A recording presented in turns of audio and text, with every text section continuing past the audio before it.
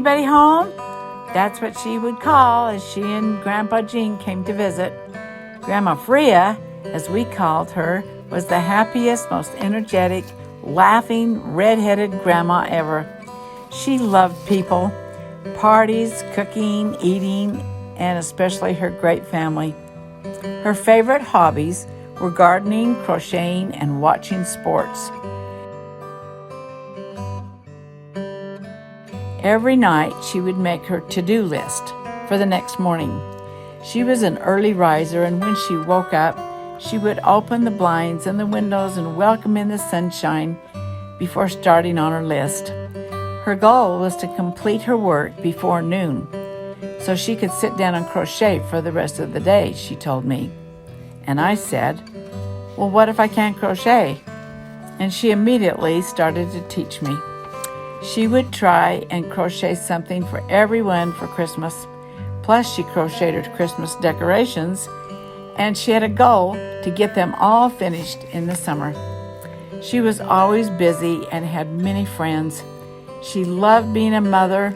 She taught her boys to be hard workers, and she got them involved in sports because Freya's father, Lloyd Christensen, was a baseball player, and he loved playing with his girls, and he'd take them to his games.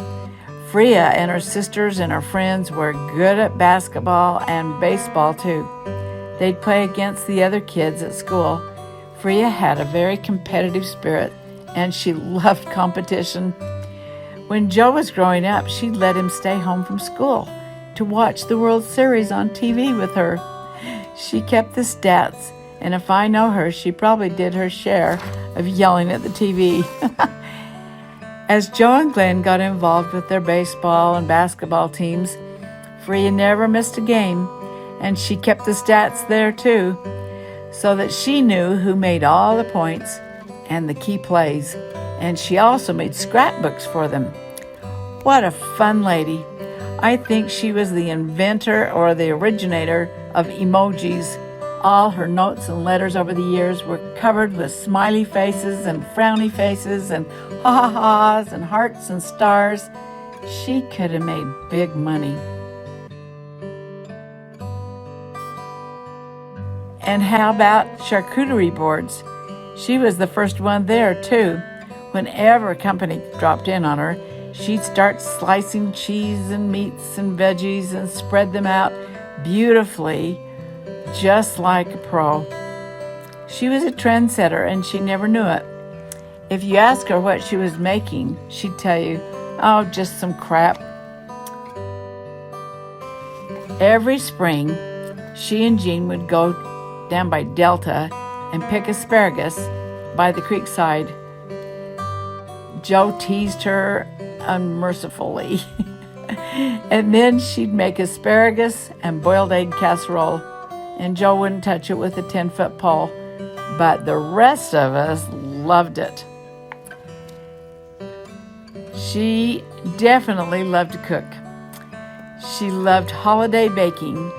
I think she invented these funny little snowmen that she would make out of stacked up vanilla wafers and Cool Whip. I think she froze them. They took hours, and they really tasted pretty good. And then she'd make hundreds of popcorn balls every year.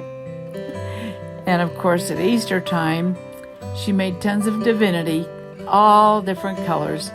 Busy, busy, busy.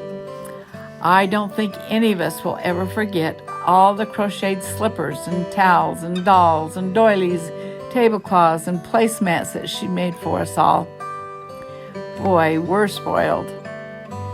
So, in 2020, when all the trouble hit us, Freya was long gone from us. As I sat still, I made up this song and started crocheting.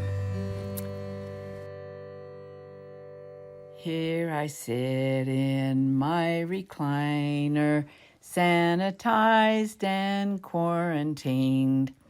Everything is closed and canceled. It's the strangest thing I've seen.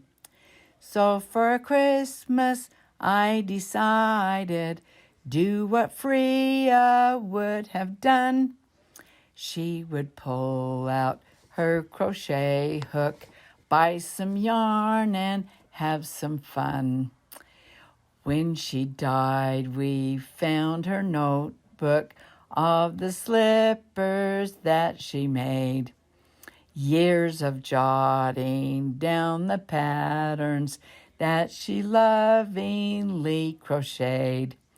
It took years of trial and error to decipher all her notes, but at last I finally made some through this awful COVID joke.